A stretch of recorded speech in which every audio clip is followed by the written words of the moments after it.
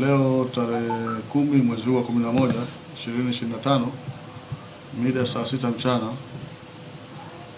pale kituo cha polisi cha Mtwara kituo kikuu ilipokelewa taarifa kwamba huko katika kata ya Shangani katika mtaa wa Ligula katika nyumba alikuwa anaishi mtu mmoja anaitwa Shazil Ali na Manga, kwamba majirani walikuwa hawajamuona kwa siku kama 2 hivi 3, na wakawa wanasikia harufu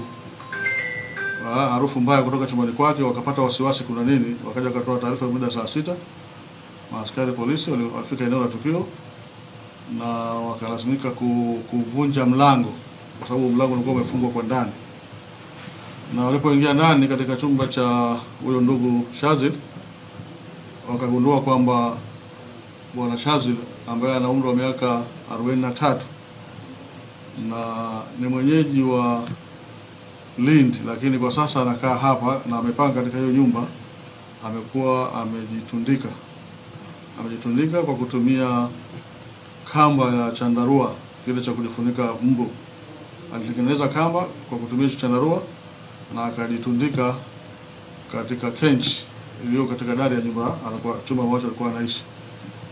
Basi kama ilivyo kawaida, mwili uliokolewa hapo na ukafikishwa katika hospitali ya Ligula kwa ajili hatua nyingine, ikiwa ni pamoja na kutambuliwa, na tayari kuna mtu ameshajitokeza kusema kwamba yanamfahamu, na ndio huyo ambaye alitoa ushuhuda kwamba ni mwenyeji wa mkoa wa Lindi, lakini amekuja hapa tu na kwa kufanya kazi, na anafanya kazi, ni mtumishi wa halmashauri ya manispaa ya Mikindani katika kitengo cha ulinzi. Yeye ni mlinzi pale na ni mwajiriwa hiyo halmashauri. Kwa hiyo ni kweli huyo mtu amejinyonga, na sisi tunaendelea kuchunguza kutaka kujua sababu iliyomfanya ajinyonge, kwa sababu katika upekuzi wa awali hakuacha ujumbe wote wala hakuacha salamu zozote kwa mtu yoyote juu ya jambo hili. Ni jambo ambalo ameliamua mwenyewe.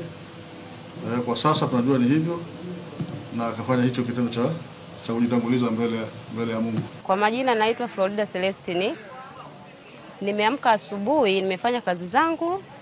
Kwa hiyo nimekaa pale nje na oshaosha vyombo, naona kuna harufu kali na inzi. Kana shangaa ndani kuna nini?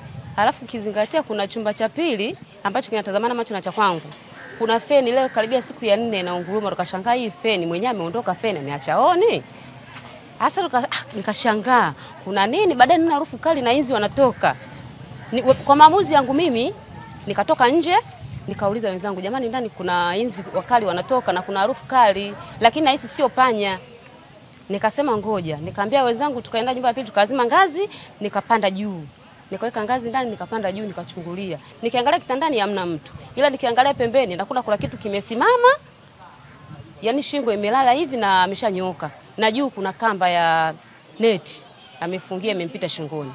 Nikashuka, nikaambia wenzangu, jamani mbona mtu yupo na amesimama, lakini hisi kama amekufa. Nikashuka, mwenzangu naye akapanda, kaangalia kweli, akapanda na mwenzangu watatu akapanda, kaona kweli. Tukatoka pale tukaamua tumfuate mwenyekiti ili tupate uhakika. Bahati nzuri tukaenda kwake mwenyekiti, tukamkosa, alikuwa na safari zake ambazo siwezi nikazijua.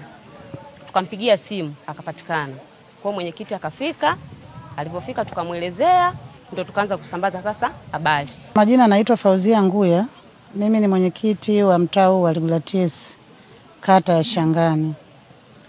Hapa mtaani kwangu kumetokea tukio la kusikitisha. Kuna mkazi wangu anaitwa Mr. Shazili, yeye ni mfanyakazi wa manispaa, ni askari mgambo. Kwa hiyo nimepata taarifa majira ya saa 6. Nimepigiwa simu na wakazi wangu, wakatoa mimi mwenyewe niko kwenye harakati zangu tu za kawaida, sikuwepo maeneo ya nyumbani. Kwa hiyo nikapigiwa simu kama mwenyekiti, huku mtaani kuna jirani yetu hapa tumesikia kuna harufu kwenye chumba chake na hatujamuona leo kama siku ya 3. Sasa tumepata harufu na mainzi. Nikaambia sasa mmechukua utaratibu gani? Wakasema tumechukua ngazi, tumepanda juu kuangalia juu kwenye dari. Tumefanikiwa kumuona akiwa ananing'inia. Kwa hiyo moja kwa moja nikawa nikapata uhakika kama huyo mtu amefanyaje, amejinyonga. Kwa hiyo jukumu niliochukua mimi, nimetoka huko kwenye harakati zangu nikaenda moja kwa moja kwenye kituo cha polisi. Nimeenda nimetoa taarifa, kwa bahati nzuri nikafuatana na askari, nikaja naye hapa kwenye nyumba hii ya huyu marehemu. Wamefika, wameangalia nyumba, kweli imefungwa. Kilichoendelea, askari akasema yeye anaondoka, anaenda kuwafuata askari wenzie, kwa sababu wote kila mtu ana jukumu lake. Kwa hiyo wameenda kumfuata askari, ikiwezekana na daktari waje hapa waangalie jinsi gani na kitu gani ambacho kitaendelea. Na mimi kama mwenyekiti